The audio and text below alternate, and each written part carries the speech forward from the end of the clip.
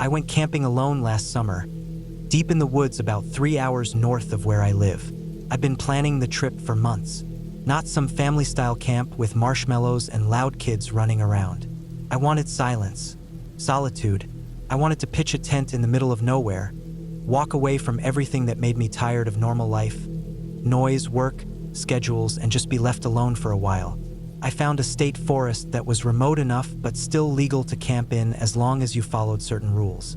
No marked campgrounds, no toilets, no cell signal, just miles of pine, moss, and quiet. I studied satellite maps ahead of time and picked a spot next to a small stream that wound down through a shallow valley. It looked perfect, far off the main trails, surrounded by thick trees, with flat ground for my tent and water nearby. I arrived early afternoon, parked at a little pull-off near the edge of the forest, slung my pack on, and started hiking in. The trail was barely used. Narrow, overgrown in places, with spiderwebs across the path that told me no one had been through recently. After about an hour, I left the trail completely and bushwhacked downhill toward the stream. I followed game trails and natural clearings, using the sun and my compass to stay on course. By the time I reached the spot I had marked on my map, my shoulders were aching from the pack and sweat ran down my back, but the view made up for it. The stream was narrow but clean, bubbling over rocks and roots. The clearing was just big enough for a tent, with tall trees on all sides and soft pine needles on the ground. Birds chirped lazily overhead. Felt perfect, like I was the only person on Earth. I set up camp, cooked a quick meal, and sat for a while by the stream, listening to the water and watching the sky change colors through the branches. By dusk, the air was cooling fast, and the forest around me had gone quiet. Just bugs now, the occasional cracking branch in the distance, probably deer moving through. It was exactly what I wanted. I climbed into my tent just after dark. No fire, too dry, and I didn't want the smoke. Just me, my flashlight, and the sound of the forest settling into night. The first strange thing happened around midnight. I woke up for no reason. No sound had pulled me out of sleep. I was just suddenly awake, like my brain had flipped a switch on its own. It was pitch black inside the tent. I lay still, listening. Silence, but not the good kind. The kind of silence that feels too quiet, like the whole forest had stopped breathing. No wind, no bugs, no rustling leaves. Just heavy, empty stillness. I stayed frozen, ears straining. For a second I thought maybe a predator was nearby. A bear or a mountain lion. Animals go quiet when something dangerous is close, right? Then I heard it. A single, soft snap of a twig. Not close, maybe 30 or 40 feet away, but sharp, deliberate, like a footstep. Then another, slow, careful. I sat up slowly, heart suddenly racing, and grabbed my flashlight. I didn't turn it on yet, just held it, waiting. Another step, closer now. This was no animal. I knew that in my gut. An animal crashes, blunders, or creeps low to the ground. These steps sounded upright, heavy, human. I stayed still for maybe 5 full minutes, waiting for more. Nothing. The woods stayed dead quiet. Eventually, my hand cramped from holding the flashlight so tight. I forced myself to lie back down, eyes wide open, every nerve wired. I didn't sleep again that night. I lay there, sweating in the cold, trying not to breathe too loud, thinking maybe I'd imagined the whole thing. When dawn came, I got out of the tent fast. I checked around the clearing. I didn't see anything at first. No torn branches, no prints. But maybe 50 feet away, on a patch of soft moss near the stream, I found it. A single footprint. Not a boot, not a shoe. Barefoot, wide, long, deep in the center where the heel hit hard. Adult-sized, pointed toward my campsite. That one print did more to unnerve me than anything else I've ever found outdoors, because it meant someone had come this far out into the woods, off-trail through thick brush, and wasn't wearing shoes. Who does that? Why? I looked around for more prints, but I didn't find any. Just that one, as if the person had stepped there and vanished. That made no sense, but the forest floor was inconsistent.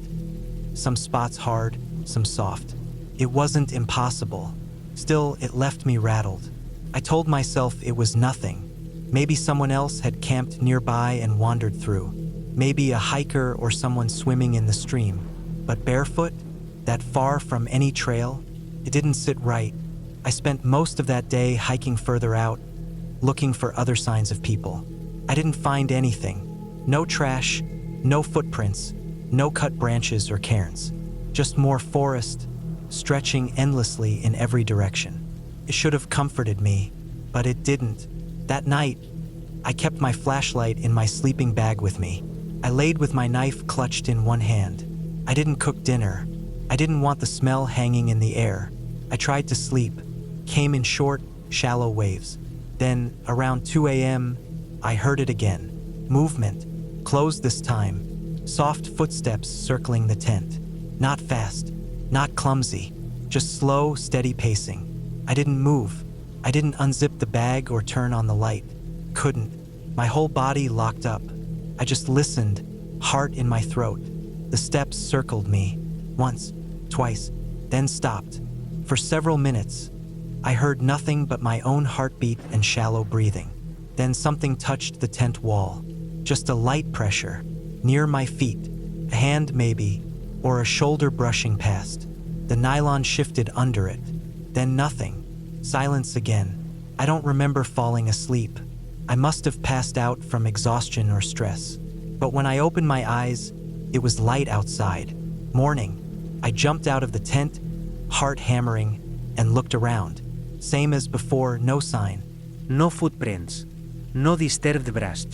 Just the forest, calm and quiet like nothing had happened. I didn't bother packing up neatly. I tore everything down and shoved it into my pack as fast as I could. I hiked out a different way than I came in, trying to make a loop back toward my car without retracing my steps. I moved fast, not even stopping to drink water until I reached the main trail again. And that's where I found it.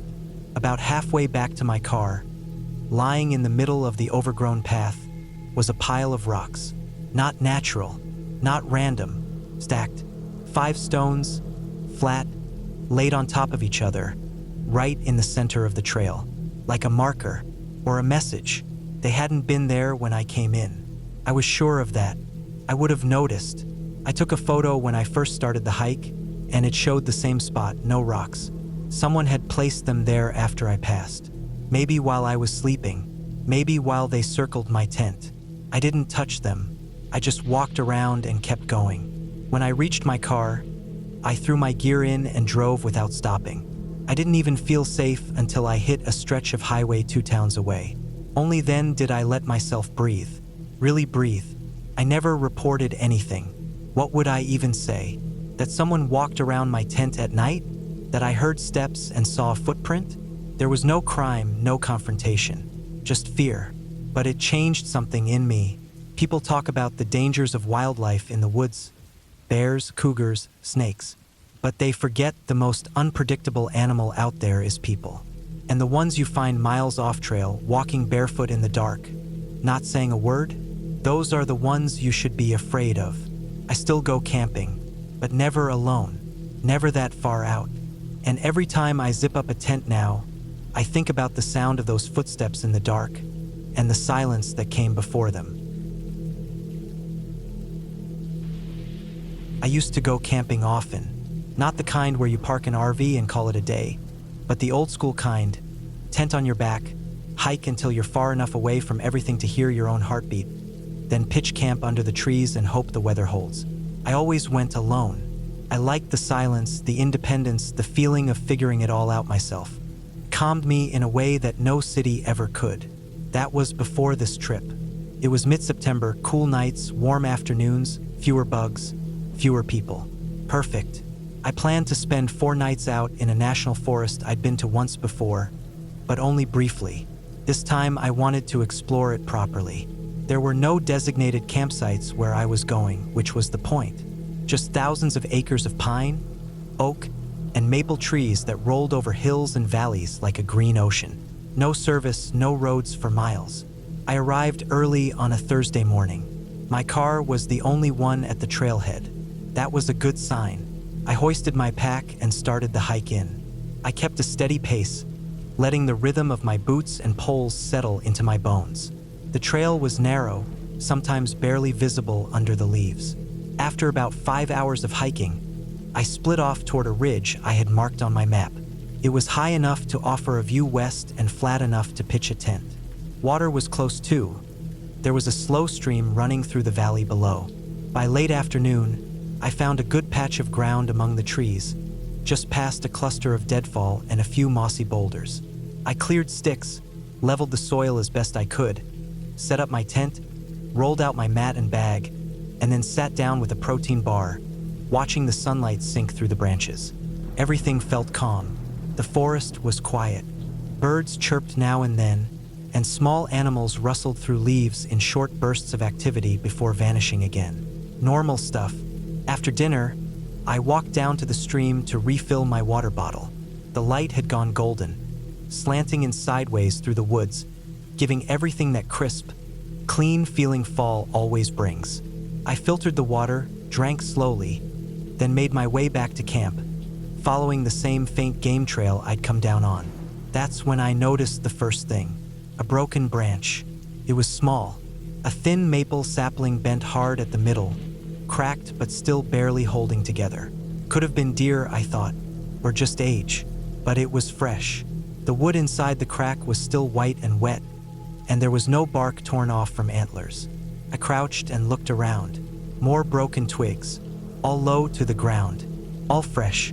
Still, it wasn't that strange. Animals passed through. I probably startled something when I walked down the first time. I brushed it off and climbed back up to camp. That night, I didn't sleep much. It wasn't fear. Not at first. I just couldn't get comfortable.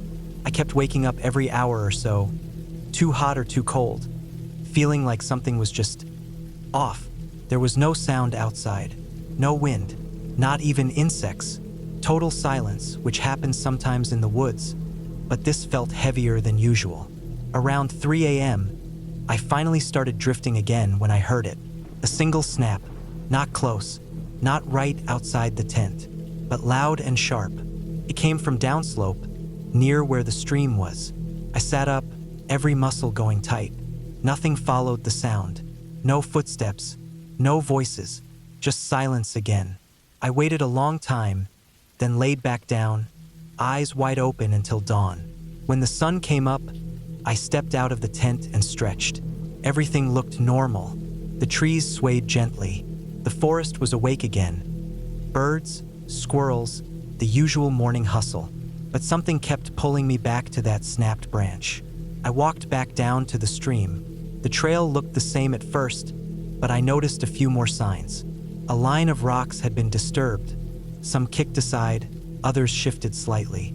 There were a few spots where the leaf cover had been scraped off in long smears, as if someone had dragged a boot slowly through it. One scrape led right up to the stream bank and disappeared into the water. Still, no shoe prints. Nothing clean or sharp, just hints. I filled my bottle again, took a few photos of the marks, something I always do now, and walked back uphill. That evening, I moved my tent, just a little.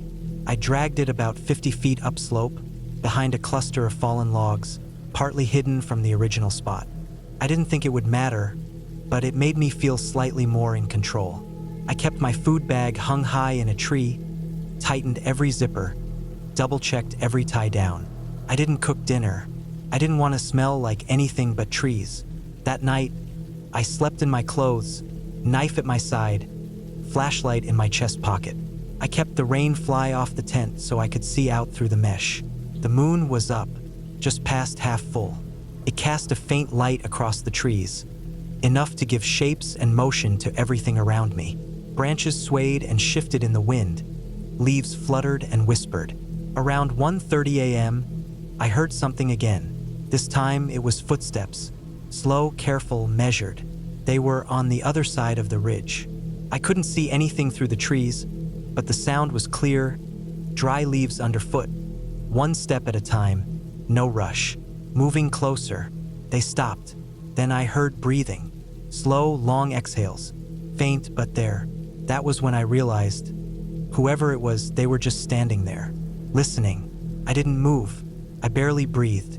I stayed perfectly still inside my sleeping bag, peering out through the mesh, every inch of me rigid. They stood there for maybe 5 minutes. Then I heard them move again, one step, then another, heading away. Slowly. Still no light, no talking, just silence returning like a weight. I didn't sleep the rest of the night. When morning finally came, I packed. I didn't care about my plan anymore. I was supposed to be out for 2 more nights, but that wasn't happening. I stuffed everything back into my pack as quickly as I could, hiked out fast, sticking to the main ridges where I could see further and avoid valleys or blind spots. 3 hours later, I made it back to the trail. My legs burned. I was soaked in sweat, barely stopping to drink. My eyes scanned every tree, every hollow. Nothing followed me, no sign of anything unusual, until I reached the trailhead and saw the rocks, right in front of where I'd parked my car. On the gravel beside the driver's side door, someone had stacked 7 small stones into a neat little tower, perfectly balanced, not disturbed by wind or animals, just sitting there, waiting. It hadn't been there when I parked. I stood still for almost a full minute, staring at it. My eyes darted around the woods beside the lot, looking for movement. There was none. I took a photo. Then I kicked the tower over and got in my car. I didn't report it. There was nothing to report. No crime, no direct threat, just something off, something not right. Someone out there watching, following, maybe testing. Took me months before I went back into the woods again. Even now, I camp with friends. I pick places closer to people, closer to cell coverage. I sleep light. I don't stray too far from main trails. And I always pay attention to what's out of place. Broken branches, stacked rocks, quiet that feels too deep. Because that was pretty creepy. And I still don't know what that person wanted, or how long they watched. Camping on the Yorkshire Dales sounded like the perfect break. I'd been needing time away from the constant buzz of screens, traffic, and voices for a while now. So I packed light, tent, sleeping bag, stove, a few basic meals, and the thickest fleece I owned, and drove up into the green, windswept heart of North Yorkshire. It was early October, just cool enough to need layers, but not so cold it'd be miserable at night. The forecast said dry weather. That's all I needed to hear. I parked off a quiet B road and hiked about 2 miles into the hills before settling on a wide patch of open moorland. Rolling grass surrounded me, with dips and rises like soft ocean waves frozen in earth. A few scattered rocks jutted out of the moss and grass, but otherwise it was empty. There were no trees for shelter, but also no people, no lights, no noise. Just the wind, birds, and the distant bleating of sheep somewhere in the folds of the hills. I set up my small tent on a gentle slope, not wanting to sleep with my feet above my head, and unrolled my mat and bag inside. The wind brushed at the tent gently, but not enough to worry me. By the time the sun dropped low, I'd already made a quick boil in the bag meal and sat watching the horizon shift colors from warm orange to deep purple. A few sheep wandered across the far ridge, their outlines moving slowly like ghosts. I knew sheep grazed pretty much everywhere around the dales, but I hadn't expected to camp so close to them. Still, they kept their distance. I figured they'd be gone by night. When it got dark, it got truly dark. No streetlights, no moonlight breaking through the heavy clouds. Just complete black. I climbed into my sleeping bag and zipped myself in. The air got cold fast, so I layered up inside my bag, pulled the drawstrings tight around my face, and listened to the wind moving through the hills. Sleep came in short waves. I woke up a few times to shift or scratch at an itch, or just because my brain hadn't fully relaxed. The wind picked up sometime around midnight, and I could hear it flicking at the sides of the tent like fingers tapping nylon. But it wasn't loud, just consistent. I started to doze again. Then something changed. A scratching sound. That's what pulled me back from sleep. Sharp and irregular, like claws or nails brushing against fabric. I didn't move right away. I just listened. The wind had calmed a little, but the scratching kept going, quiet at first, then louder, more deliberate. I lay there, heart starting to pick up. Not fast yet, but just enough to notice it in my ears. I blinked into the pitch black of the tent. Couldn't see anything. Couldn't even make out the shape of the fabric above me. Just black. The scratching kept going. Louder now. Then came a dull, slow thud against the side of the tent. The fabric rustled, like something was brushing along it, searching. It sounded like it was coming from the side, about shoulder height if I sat up. I didn't want to move. Something primal in my brain told me to stay still. Wait, then the wall of the tent started pushing inward. Not fast, just slowly pressing in like something was leaning its full weight against it. The side bowed in until it was almost touching the floor beside me. Whatever it was big. I could hear a dragging noise too. Something hard scraping along the outside of the tent as the shape pushed closer. It sounded like metal or bone. It dug into the ground just outside, dragging through dirt or stone. My body went cold, completely stiff. Every hair on my neck stood up. The idea of something or someone crawling up to the tent at 2 in the morning in the middle of nowhere felt wrong. I'd seen enough survival stories and true crime shows to know this wasn't the kind of situation to take lightly. For about 5 full seconds, I just lay there, frozen. Then I moved. I unzipped the sleeping bag, heart hammering in my chest, grabbed the flashlight I kept right near the tent door, and shot upright. The wall of the tent was still caving in. Something sharp, pointy, poked the fabric again. I reached for the zipper, yanked it down as fast as I could, expecting, I don't know, person, maybe, some unhinged drifter, a hunter gone mad, something violent. My brain couldn't even settle on a shape, just fear. The cold air hit me first, then a warm, musty smell, damp wool, earth, and there it was, a sheep, lying fully pressed against the tent wall, its fat body slumped like it had collapsed there, legs tucked beneath it, head back slightly. The side rose and fell, deep and slow. It didn't move when I unzipped the door or shouted. Just lay there snoring gently, mouth twitching like it was dreaming. I stared at it, not believing what I was seeing. My pulse was still going crazy, the fear still heavy in my chest. And here was this stupid animal just napping on my tent like it was the most normal thing in the world. I stepped out, shining the torch around. A few other sheep stood in the dark not far off, some grazing, some lying down. Apparently this one had just decided that my tent made a good windbreak and passed out there. I walked over and gently nudged it with my boot. It blinked, groaned, then stood up slowly with a long, loud exhale. It waddled off into the dark without even a second glance. I stood in the cold, panting, heart still pounding. Once the rush started to fade, I actually laughed. Quiet and breathless at first, then more.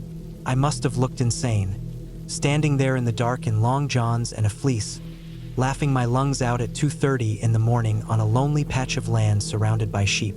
The tent was a mess. The wall where it had pressed in was damp and crumpled. A peg had been pulled out and the whole thing leaned slightly now. I fixed the peg and retightened the lines, still chuckling. Got back inside, zipped everything up, and lay down again. But sleep didn't come quickly. I kept thinking about how easily my brain had gone to the worst possible place, how fast panic had taken over, how in total darkness, every sound becomes sharper, every shape more threatening. In the city, you're used to noise, cars, voices, doors slamming. But in the wild, everything's quiet, and that silence makes anything unexpected feel huge, alive, dangerous. Eventually, the wind returned, not strong, just enough to rustle the tent again. I stayed awake listening to it, this time smiling instead of panicking. The sheep had wandered off, hopefully for good, but the adrenaline had left a mark. I don't think I fully relaxed again until morning. The next day, I packed up early. The sky was still gray and low with clouds, and the ground held a chill that bit at my ankles as I rolled the tent up. Before leaving, I took one last look around. Just hills and grass and wind. No sign of the sheep. No damage except a stretched corner of the tent and some muddy smudges on the side. Back at the car, I took a deep breath and laughed again, remembering the stupid fear that had gripped me so tightly in the dark. But it wasn't really stupid, I realized. It was instinct. An instinct doesn't care if it's a sheep or a threat. It just acts. That's what survival is. A lesson I wouldn't forget anytime soon. So yeah, I got attacked by a sheep on the Yorkshire Dales. And in the moment, it might as well have been a monster. A good reminder that out there in the dark, your brain is your worst enemy. And even something as harmless as a sleeping sheep can scare the life out of you. I don't usually talk about this trip anymore. Not because I'm scared to remember it, I've done enough thinking about it, but because it's hard to explain it in a way that makes sense to people who've never been alone, deep in the woods when something starts feeling off. There's a kind of stillness out there that can either be peaceful or terrifying depending on what you've just seen, or heard, or felt. And I felt it down to the bone on this trip. It was 4 years ago, early October. The days were still mild, the nights cold but manageable. I had planned a long solo hike through a stretch of national forest land in the Northeast. The kind of place where the trails disappear after the first few miles and all you're left with is your compass, your map, and whatever experience you've got in your head. That was fine by me. I'd done solo backpacking for years, and I liked being days away from roads or voices or cell signals. That silence meant peace. This particular patch of forest had drawn me in because it was underused. The terrain was tough. Steep ridges, muddy lowlands, thick brush in some sections. But I'd seen photos of the interior and it looked untouched. My plan was to be out for 5 days, covering around 45 miles in a wide loop that passed through 2 river valleys and some elevated ridgelines that offered panoramic views. I packed for 5 days of food, brought a water filter, stove, sleeping gear, and the basics for navigation and safety. No firearms, never felt I needed one. The first 2 days were everything I hoped for. Hard hiking, no one around, and incredible views once I got up onto the ridge. I slept deeply the first night, tucked in a dense pine grove on a bed of soft needles. Woke up to cold air and birdsong and made hot oatmeal before packing up. The second night, I camped near a stream at the bottom of a ravine. That was when I started noticing small things. Nothing huge, just a feeling at first. When I was filtering water from the stream that evening, I thought I saw something move on the far bank. Just a flicker, could have been a deer or a shadow. It was late afternoon and the sun was angled low, which does weird things to your depth perception. I scanned the trees for a long time, didn't see anything, and went back to my work. That night, I woke up around 1 a.m. to a sound, a stick snapping. Not loud, not close, but sharp enough to pull me out of sleep. I laid there still for a while, holding my breath. No wind, no other movement. I tried to listen deeper, but nothing followed. Eventually, I drifted back off. Next morning, I moved out early. I chalked up the noise to animals. They're everywhere out there, and they don't care if you're camped nearby. They go about their lives, crunching through leaves, breaking twigs, sometimes even brushing your tent if you're unlucky. But I still couldn't shake the feeling that something had watched me by the stream. That day was long, probably 12 miles of up and down over 2 ridges. By the time I found a flat area for camp, my legs were fried and my feet were sore. The clearing was surrounded by a thick stand of maples and oaks, all shedding leaves like confetti. I pitched my tent, filtered water from a nearby spring, made a simple dinner, and was asleep before 9. At around 3 a.m., I woke up again. But this time it wasn't a sound that got me up. It was a feeling, a kind of pressure in my chest, like something was wrong. I stayed still, eyes open, listening. Then I heard it again. Footsteps, not an animal. These were slow, even paced, and they stopped suddenly, right near my tent. My pulse started hammering. I was fully awake now. I could hear breathing, shallow, deliberate. Too deliberate to be anything but human. I didn't move. I didn't unzip the tent. I didn't make a sound. I just laid there, rigid as a board, praying they couldn't hear how fast my heart was racing. The breathing went on for maybe 20 seconds. Then it stopped. I waited, straining every muscle to keep still, trying to figure out what the hell was going on. Then the steps started again, this time slowly moving away. I waited another 5 minutes, 10, maybe 15. I had no way to tell time accurately, and then finally sat up. I slid out of my sleeping bag, unzipped the tent just enough to peek out. The moonlight made the clearing visible in shades of silver and black. Nothing moved. I stayed up the rest of the night, knife in hand, back against my pack inside the tent. I didn't sleep another second. At dawn, I packed fast. Didn't even eat. Just shoved everything in my bag and started moving. I didn't know if I was being paranoid, but I couldn't ignore what I'd heard. The path I followed that day was supposed to take me toward a higher ridge where I'd camp the fourth night. But I decided then I'd cut the trip short. I had enough food to push hard and make it back to the car in 2 days if I hustled. Around noon that day, I came across something that froze me in my tracks. A small fire ring fresh with ashes still warm. Whoever made it hadn't been gone long.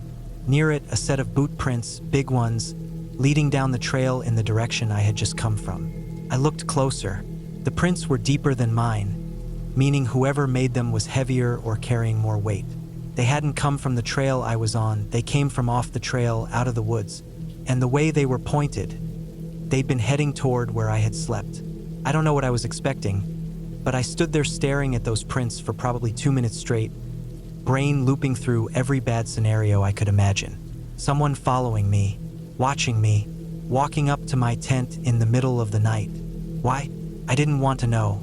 I started moving again, harder and faster than before. My legs were rubber by the end of the day, but I didn't stop until sunset. I set up a quick shelter in a tight grove of saplings and made sure it was hidden. I didn't build a fire. I didn't cook anything. I just ate a dry granola bar and tried to blend into the dark. That night I didn't sleep. I listened. Every twig snap, every gust of wind against the tent fabric, every animal call in the distance. It all set me on edge, but nothing came close.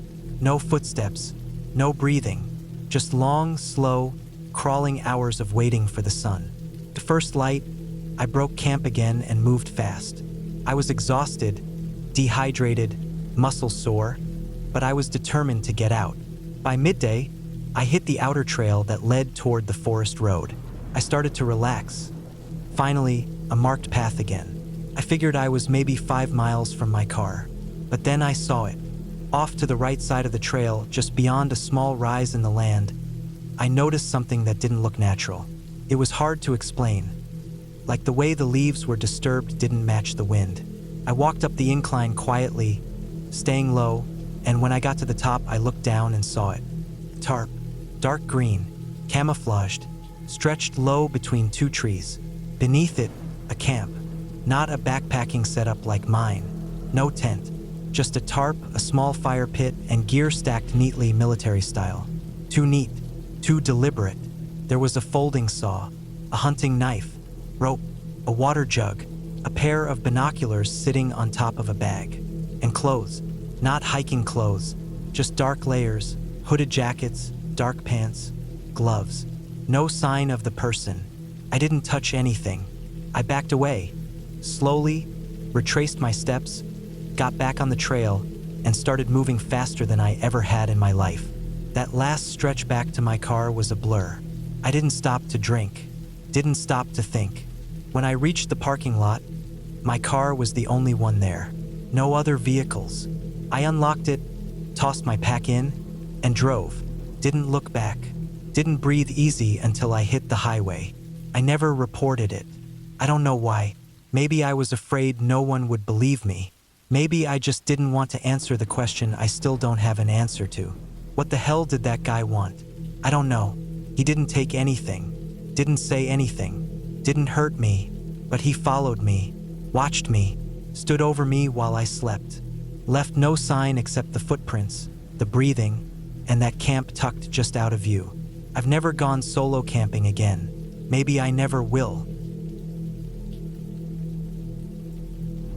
It started as just another solo trip.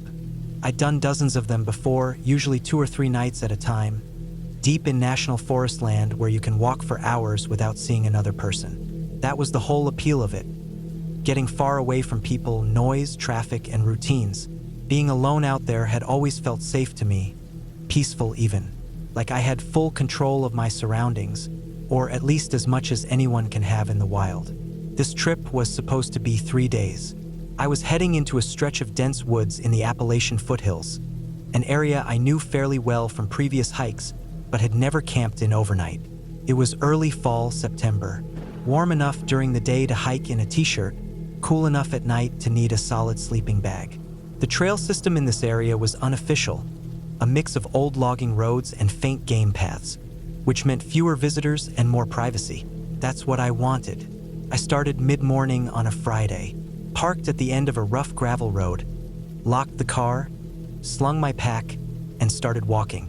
My route would take me about 6 miles in on the first day, mostly following a narrow creek that snaked between ridges. There was a spot I had marked on the map, a flat patch above the water where the tree cover opened up a little, and I planned to camp there the first night. The first day was normal.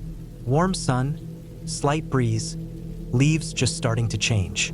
I saw deer, heard turkeys moving in the underbrush, even came across some bear scat that looked a few days old. Nothing out of the ordinary. I moved at a steady pace, ate lunch on a boulder near the stream, and reached my campsite by late afternoon. I pitched the tent, filtered some water, and cooked a hot meal. It felt good to be out there, and I settled in for the night like I always did. Tired, a little sore, but content. At some point during the night, I woke up suddenly. No sound had woken me. It was more like that feeling you get when your body knows something's off before your brain can explain it. I laid there listening. The woods were still. No wind, no night birds, no insects. Just silence. It was the kind of silence that feels wrong, like something heavy is pressing down on the whole area. I told myself it was nothing, just my mind playing tricks or a shift in weather. Eventually I fell asleep again, and when I woke up in the morning, everything seemed fine. I packed up, had some oatmeal, and hit the trail. The second day would take me deeper, climbing up one side of a ridge and down into another valley. There was a second spot I'd found on satellite images, tucked in the bowl of a slope near a hidden spring. Remote, sheltered, perfect.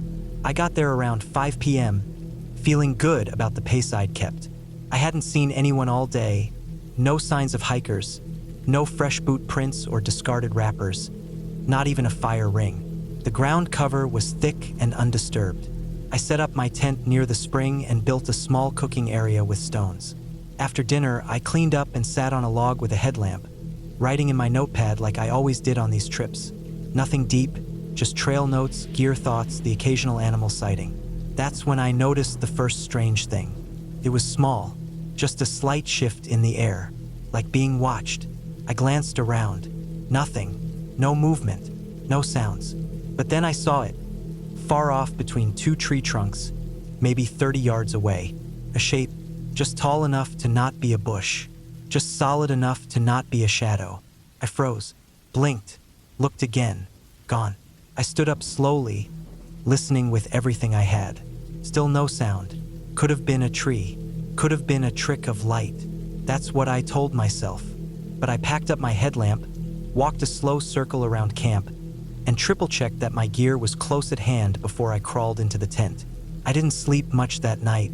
Every creak of the trees, every rustle in the leaves, every shift of the fabric in the breeze made me tense up. Still, nothing happened. No one came. No new tracks in the dirt when I checked in the morning. I told myself it had been nothing.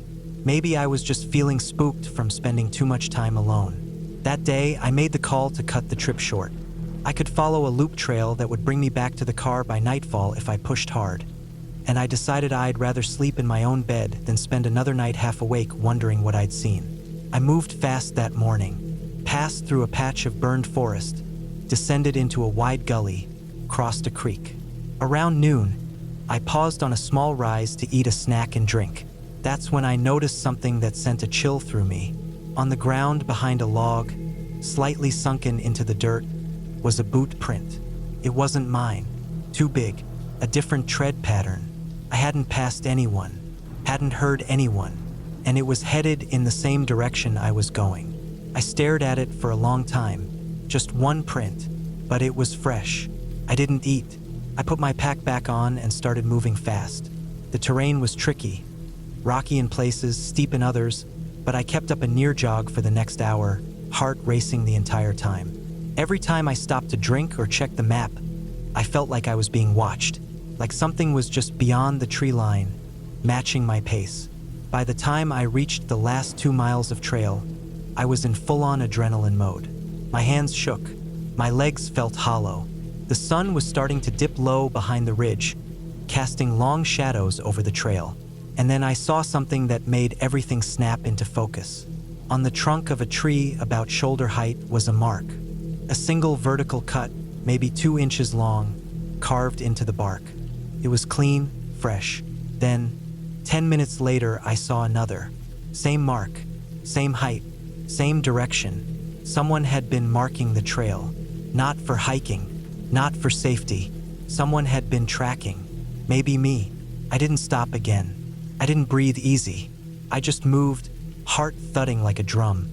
Eyes scanning every tree, every dip in the land, every rustle of movement. My legs were burning, lungs aching, but I kept going. When I finally saw the trailhead sign in the distance, I almost cried.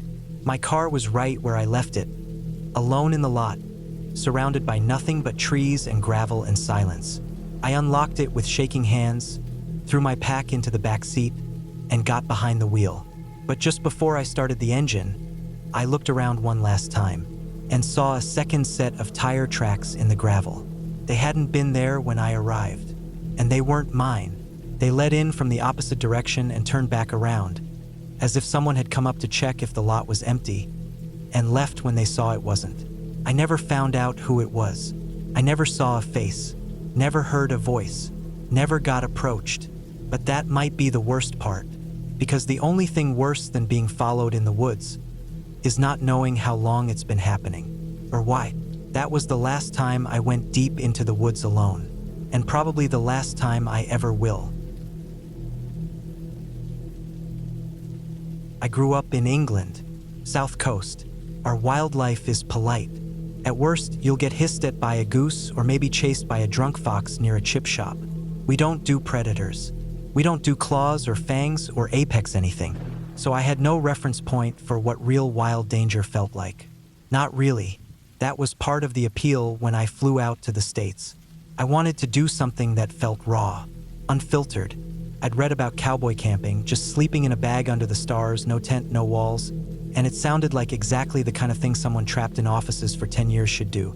Lake Tahoe seemed perfect. I'd never seen it in person, but the pictures were insane. Blue water that looked tropical, pine forests straight out of postcards, mountains in the background like jagged spines. I had a few weeks off work and enough saved to take a proper trip. I bought a ticket, borrowed some gear from a friend who used to live out west, and flew out. The first few days were peaceful. I did short hikes, sat on boulders overlooking the water, took photos, filled pages of a notebook with half-thoughts and lists of things I didn't want to forget. I didn't see many people on the trails I picked. It was early fall, cold at night, but quiet. I liked that. It let me pretend I was doing something bold, like I was actually away from the world, not just a tourist. The idea to cowboy camp didn't hit until my third night. I'd hiked about 6 miles along a lesser-used trail on the Nevada side of the lake. It wound through tall, dry pines and opened up into this clearing with a clear view of the water below. No wind, no bugs, no sign anyone had camped there in a while. The stars were already out, scattered like grains of salt across an endless sky. It was the kind of place that made you feel small in the right way, like the world wasn't made for us, but we still got to borrow it. I laid out my sleeping bag on a flat patch of dirt, about 10 feet from a fallen log that looked like it had been there for a century. My pack was zipped and leaned up against a rock. I kept my headlamp beside me and did everything by the book. No food in the sleeping area, trash bag sealed and hung up in a tree far off, scented stuff like toothpaste sealed in a bear canister I'd rented just in case. I didn't expect to need it. After a quick dinner, some boiled rice with jerky mixed in, I climbed into the bag and zipped it up to my chest. The cold crept in slowly, but the air was dry and I'd brought layers. I lay there staring up at the sky, watching faint satellites crawl across the black. I must have dozed off not long after. When I woke up, I didn't know what had pulled me out of sleep at first. There wasn't a sound, nothing obvious, just this sudden stillness that felt wrong. The kind where your brain knows something before your body catches up. Then I felt the breath. Hot, damp, slow, right on my face. I opened my eyes. Not all the way, just enough. It took a second for the shape to make sense. At first, I thought I was still dreaming. The sky behind it was deep navy, just starting to shift into pre-dawn. But what filled my vision was darker than that. A massive, looming silhouette, broad, muscled, covered in dense fur that looked like smoke made solid. I didn't move, didn't blink, just let my eyes adjust slowly. Its head was inches above mine. A bear. Its snout hovered directly over my chest, nose twitching. Each breath it exhaled smelled like wet grass and rot and something musky I'd never smelled before. Its eyes caught just enough ambient light to shine a dull amber. Not bright, not glowing, just alive. It didn't growl, didn't paw at me. It was silent, intent, like it was trying to understand what I was. Its front legs were planted on either side of me, bent slightly at the elbows. Not touching, but close enough that if it shifted forward even a little, its weight would press down directly onto my ribs. I froze. Not just in fear, I mean completely. I didn't twitch a finger. I didn't breathe deeper. I didn't swallow. My heart thudded in my ears like a drumbeat, but even that felt like it might give me away. I'd read about playing dead with bears, but I couldn't remember the specifics. Was that grizzlies? Was this a black bear? A brown? I didn't know. I was English. We don't have bloody bears. My head spiraled with guesses, statistics, articles I'd skimmed. None of it helped. Nothing prepares you for the sheer physical presence of a bear standing over your body in total darkness. I did the only thing I could think of. I closed my eyes. Not fast, just slow, careful, like I was still asleep. I let my jaw go slack and focused on breathing in a way that didn't show movement. Short, soft breaths through my nose. Not too deep, not shallow, just enough. The bear didn't move at first. Its nose hovered right above my chin, and I could feel the skin of my face start to sweat from the heat of it. My arms were locked at my sides inside the bag. My legs felt like stone. I could hear a soft snuffling sound. It sniffed again twice, then lowered its head even closer. I thought I was done. I thought its teeth were going to close around my neck or clamp down on my shoulder or that it'd tear through the sleeping bag like wrapping paper.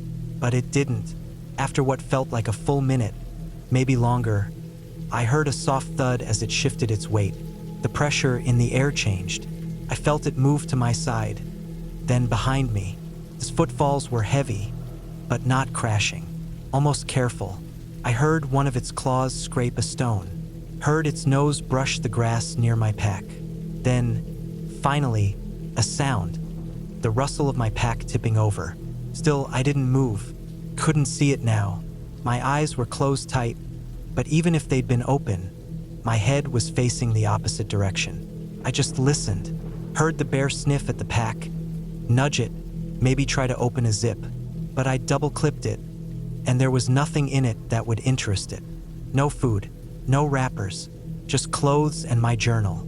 A few seconds later, I heard a huff, short and low, and then silence. Then the sound of retreating steps, slow, heavy, back toward the trees. I didn't open my eyes for another 5 minutes, maybe more. When I finally did, I lay there staring into the empty blue above, waiting for the trembling in my hands to stop. My whole body felt like it was vibrating. I couldn't feel my legs, not from cold, from sheer tension. Every muscle had locked in place so hard I had to force myself to move. I sat up like I was 90 years old, spine aching, fingers curled tight. My sleeping bag was wet from condensation and sweat. I looked around. Nothing but pines. The log. My tipped pack. No bear. I stood slowly. My knees wobbled. I scanned the ground near the pack and saw the prints. Big ones. Deep in the dirt. Wide as dinner plates. The claw marks were clear, long, arched curves at the tips. I've never seen anything like that in my life. The bear hadn't destroyed anything. It hadn't slashed the bag or ripped the gear apart or turned the camp to rubble. It had just checked me out, as if it wasn't sure what I was, as if I didn't belong there, which I didn't. It had let me be. I packed up in silence. Took me twice as long as normal because my fingers wouldn't stop shaking. Every sound in the woods felt louder. Every creak of a branch or rustle of wind made me flinch. I didn't eat breakfast, just stuffed everything into the pack, hoisted it, and started walking. The hike back to the trailhead felt endless. I didn't stop, not once, just kept moving. My eyes kept scanning the brush, my ears tuned for movement. I didn't relax until I saw the edge of the parking lot and the first sign of pavement. Back at the car, I sat in the driver's seat for 20 minutes before even turning the key. Just sat there gripping the wheel with both hands, breathing slow. It didn't hit me until later what could have happened. That bear could have crushed my chest just by leaning, could have bitten my face, could have shredded me out of curiosity. But it didn't. It gave me the grace of indifference, and I repaid it with terror. I told a ranger the next day at a visitor center down the road. He nodded like it was nothing unusual, said it was probably a black bear, curious. Said they sniff around sometimes, usually move on if they don't smell food. Told me I did the right thing by staying still. I didn't feel brave. I felt lucky. That night, back at a motel with 4 walls and a proper lock, I lay awake for hours, listening to nothing, remembering that breath on my face, the shape of it, the weight in the air, how small I'd felt under it. I'd gone out looking for something real. I found it. I haven't cowboy camped since. They say nature humbles you, makes you feel small in a good way, puts things into perspective. I thought I understood that the first few times I went hiking in the States. I'd seen mountains. I'd seen vast, empty places. I'd walked quiet trails and watched fog roll off cold ridgelines like a slow breath. That felt humbling. That felt peaceful. But peace has nothing to do with fear. Not real fear. The kind of fear that sits on your chest and makes your body stop working. That kind of fear doesn't arrive when you're admiring a view. It arrives when you wake up and realize you're not alone. I'm from southern England. I spent most of my life in Hampshire, near rolling green hills, brick cottages, and the odd fox in the garden. I didn't grow up afraid of the outdoors. The outdoors, in my world, meant birdsong, muddy boots, and the distant sound of lawnmowers. It never meant real danger. Our wild animals don't really want anything to do with us. Maybe you'll get barked at by a badger or stung by a wasp if you're unlucky. That's the worst of it. I didn't understand what a bear really was. Not really.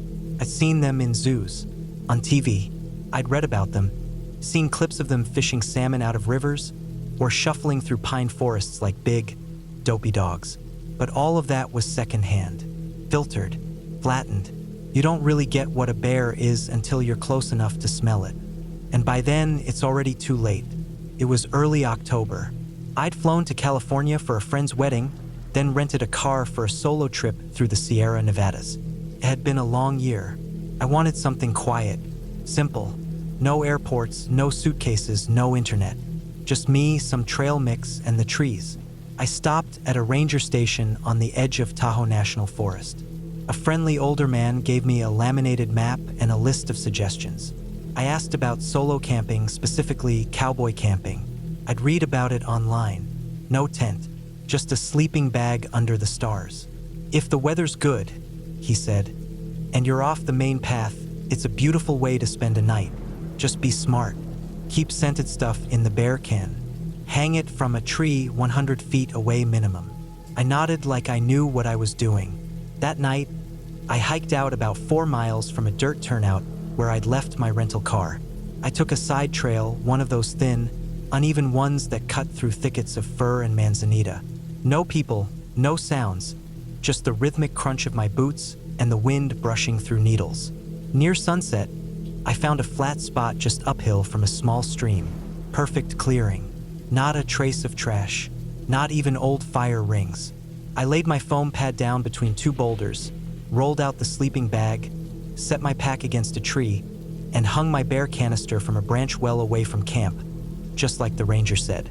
The sky went pink, then purple, then a deep blue stitched with stars. I lay back in the bag with my arms crossed over my chest and watched satellites drift like lazy fireflies. No tent walls, no nylon roof, just open air. For hours, nothing but stillness. Then sleep. And then, something. I didn't sit up. Didn't open my eyes at first. It was a subtle thing that pulled me out of sleep. Not a noise exactly.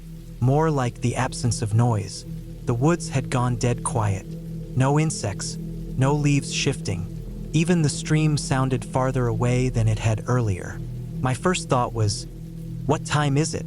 My second, why can't I hear anything? Then I felt it. A low thump. Pressure. Not on me, but close. Heavy footfall. Ground vibration. Then another. Closer. I opened my eyes. First, I didn't see anything. Just the shapes of trees against the navy blue sky. The corner of my vision caught the edges of my pack. The rock beside me.